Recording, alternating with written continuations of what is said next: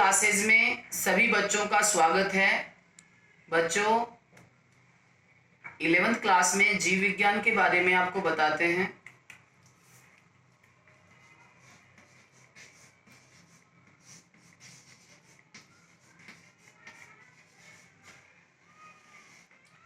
जीव विज्ञान को अंग्रेजी में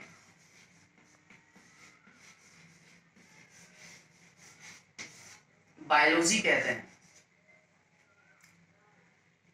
बच्चों जीव विज्ञान का अर्थ क्या है? विज्ञान की वह शाखा, वह ब्रांच जिसके अंतर्गत जीवों का अध्ययन किया जाता है। किसका अध्ययन किया जाता है बच्चों? जीवों का।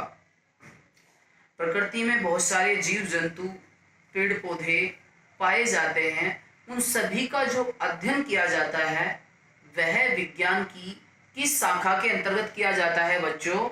जीव विज्ञान के अंतर्गत। अब इसकी मुख्य रूप से दो शाखाएं होती हैं। वैसे तो इसकी बहुत सारी शाखाएं होती हैं, लेकिन मुख्य रूप से दो शाखाएं होती हैं। उनकी फिर और आगे चलकर ब्रांचेस, शाखाएं बढ़ जाती हैं, जिसमें पहली है बॉटनी, दूसरी है जूलॉजी। बॉटनी का मतलब क्या है? वनस्पति विज्ञान, या इसको पादप विज्ञान भी कह सकते हैं। जूलॉजी का मतलब क्या है? जंतु विज्ञान या प्राणी विज्ञान। क्या है बच्चों? जंतु विज्ञान या प्राणी विज्ञान। बॉटनी का मतलब क्या है? वनस्पति विज्ञान, मतलब विज्ञान की वह शाखा, या ये कह सकते हैं जीव विज्ञान की वह शाखा जिसके अंतर्गत प्रकृति में पाए जाने वाले समस्त पेड़ पौधों का अध्ययन किया जाता है। उसे हम क्या कहते हैं बच्चों? वनस्पति विज्ञान या बॉटनी कहते हैं।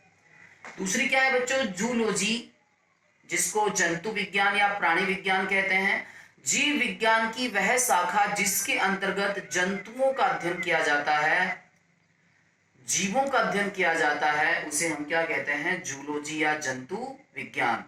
इन दोनों को यदि हम मिला दें तो क्या बनेगी? जीव विज्ञान। अब जीव विज्ञान की परिभाषा यह भी हो सकती है कि विज्ञान की वह शाखा जिसके अंतर्गत पादपों का व जंतुओं का अध्ययन किया जाता है, उसे हम क्या कहते हैं?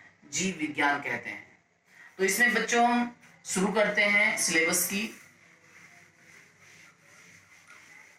इस बार सिलेबस है जो वो कम कर दिया गया है। पिछले साल 11th का बायोलॉजी का जो सिलेबस था वो 44 चैप्टर थे उसमें। इस बार आपके 22 चैप्टर ही हैं। तो उसमें हम पहला चैप्टर आपको पढ़ा रहे हैं जीव जगत। क्या है बच्चों? पहला चैप्टर क्या है? जीव जगत।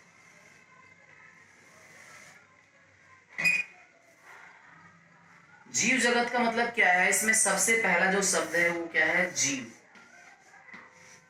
जीव किसे कहेंगे हम? जीव का मतलब क्या है बच्चों?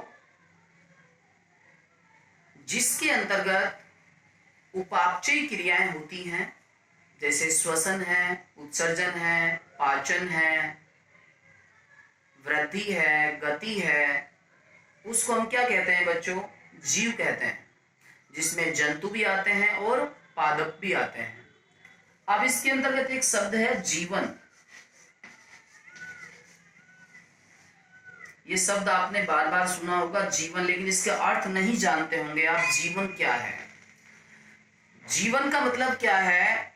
जीव के अंदर उपस्थित एक विशिष्ट प्रकार की ये ऊर्जा होती है, एनर्जी होती है, जो कि उसकी उपापचयी क्रियाओं के लिए आवश्यक होती है, जिसके कारण उसकी उपापचयी क्रियाएं संचालित होती हैं।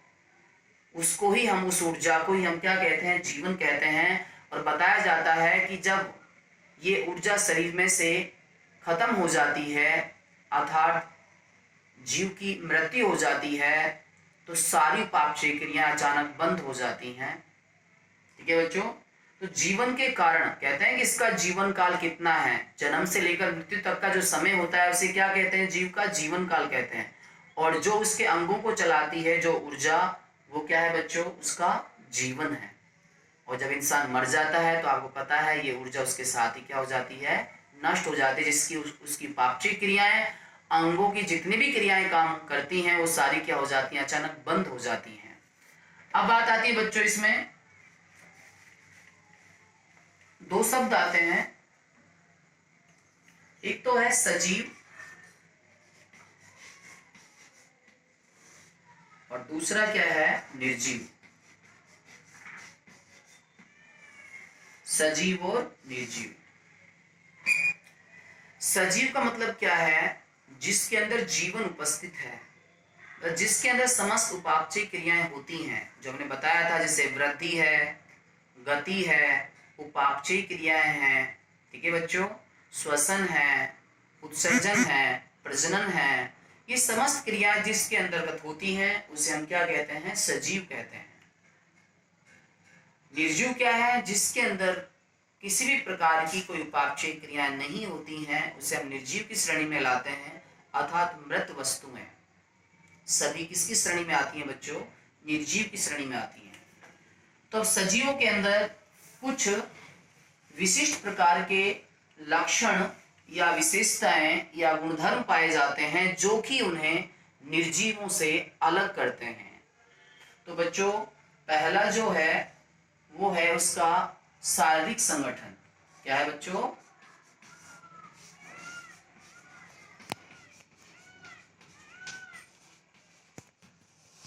शारीरिक संगठन या विशिष्ट संगठन भी कह सकते हैं। सजीवों का जो शरीर का संगठन होता है वो विशिष्ट प्रकार का होता है, और सजीवों का जो शरीर है वो आप जानते ही हो बच्चों, कोशिकाओं से मिलकर बना होता है। अब कोशिकाओं के आधार पर जो जीव होते हैं वो दो प्रकार से होते हैं, वो आपको पता ही है, एक कोशिकीय जीव,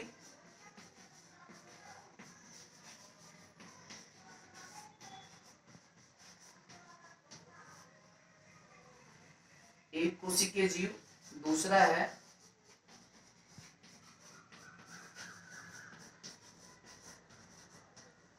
बहुकोशिकीय जीव।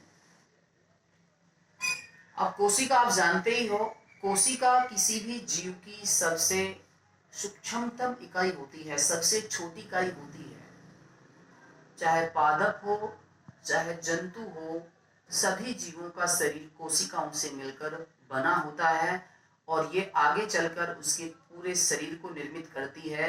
जैसे सबसे छोटी इकाई बच्चों क्या हो गई, कोशिका। कोशिका मिलकर क्या बनाती है, ऊतक। ऊतक मिलकर क्या बनाते हैं बच्चों, अंग। अंग मिलकर क्या बनाते हैं बच्चों, तंत्र। और तंत्र से शरीर बना होता है।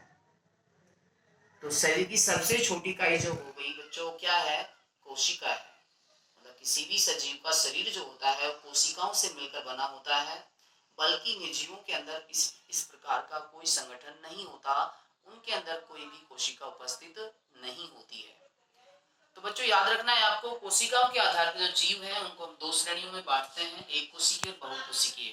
सबसे ही वाकिफ हो आप कि जिस जीव का शरीर केवल एक कोशिका से मिलकर बना होता है उसे हम एक कोशिकीय जीव कहते हैं, और जिस जीव का शरीर एक से अधिक कोशिकाओं से मिलकर बना होता है उसे बहुकोशिकीय जीव कहते हैं हम। एक कोशिकीय जीव के आपने एग्जाम्पल पहले से छोटी कक्षाओं में भी सुनते आ रहे हैं, जैसे अमीबा है, युगलिना है, पैरामीशियम है, जीवाणु है। जितने भी सूक्ष्म जीव होते हैं उन सभी का जो शरीर होता है वो एक कोशिकीय होता है, केवल एक ही कोशिका से मिलकर बना होता है, अर्थात समस्त प्रक्रियाएं, समस्त क्रियाएं, समस्त उपपचय क्रियाएं एक ही कोशिका के अंदर संपन्न होती हैं। दूसरा है बच्चों बहुकोशिकीय। सबसे पता चल रहा है एक से अधिक कोशिकाओं से मिलकर बना होता है, जिसका शरीर से बहुकोशिकीय जीव कहते हैं हम। जैसे मनुष्य आता है, इसमें मनुष्य भी किसमें आता है बच्चों, बहुकोशिकीय जीव में आता है। और भी जो बड़े विकसित जो जंतु होते हैं उसे वो भी बहुकोशिकीय जीव में आते हैं।